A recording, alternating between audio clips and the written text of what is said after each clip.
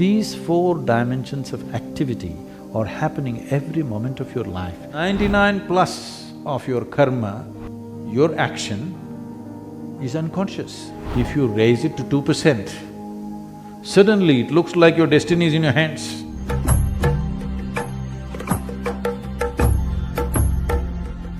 Karma means action. So when you say karma, you're referring to action. There are four types of actions that you're performing right now as you sit here.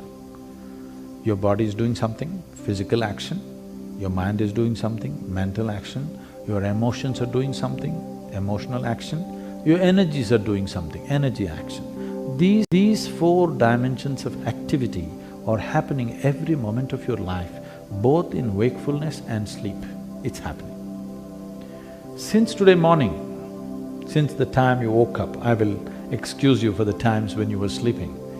From the time you woke up till this moment, how much of this, what percentage of these four actions are you conscious of? That's a question. How much percentage do you believe you're conscious of from morning to now, these four types of actions?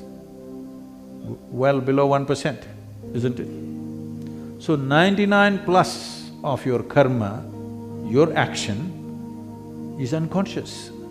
Suppose unconsciously, I'm taking something and throwing like this all over, and this keeps coming and falling on my head.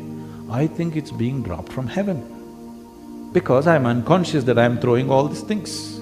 When 99% of your actions, or over 99% of your actions are unconscious, you always think something is being done to you, isn't it? Why forever people have been talking about being conscious is just this. If you raise it to 2%, suddenly it looks like your destiny is in your hands.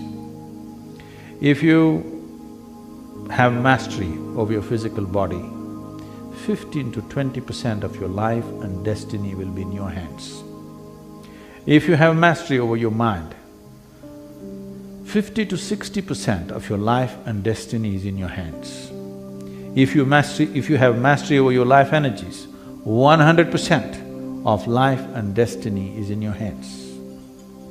Now your intelligence or your mind structure finds expression in many ways. In a small village, nestled among rolling hills, there lived a wise old farmer named Hero. He was known for his serene presence and deep understanding of life principles. One day, a young villager named Ken approached Hero with a troubled expression. Ken was frustrated with his life, always complaining about his misfortunes and lack of success. Old Hero, Ken said, "Why does it seem like life is so unfair to me? No matter how hard I work, nothing ever goes my way. It's as if I am cursed with bad luck."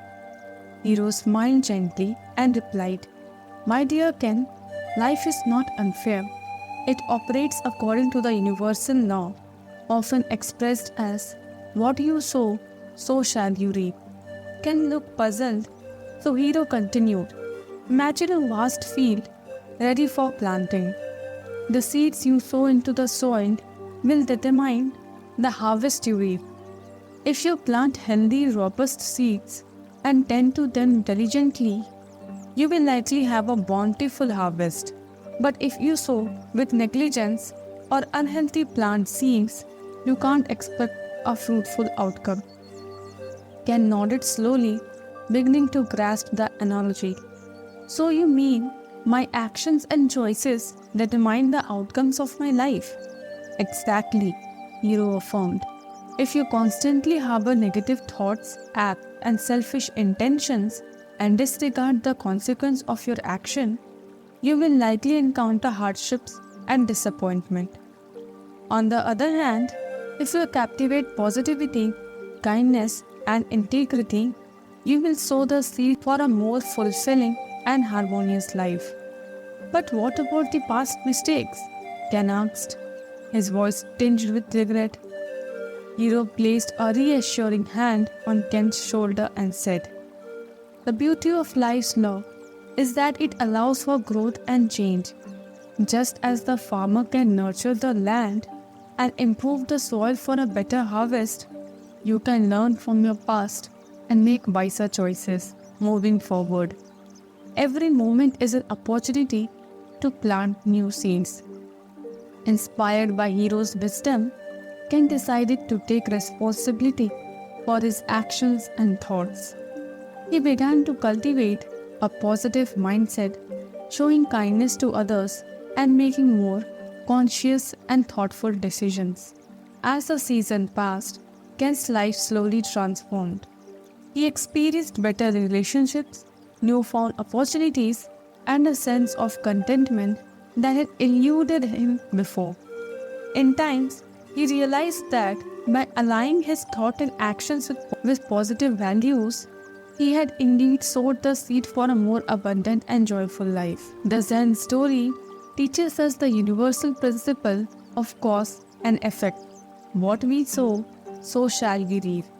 Our actions, thoughts, and intentions shape the outcomes we experience in life. Like a farmer tending to his crop, we must nurture positive qualities, make conscious and wise choices, and take responsibilities for our actions. By cultivating kindness, integrity, and positive intentions, we create the conditions for a more fulfilling and harmonious life.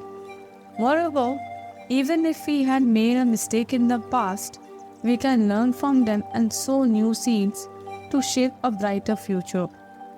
The story reminds us that we have the power to create our destinies through conscious and mindful living. Thank you for watching the full video, and if you found the video meaningful, do like, share and subscribe to our channel. Namaskaram.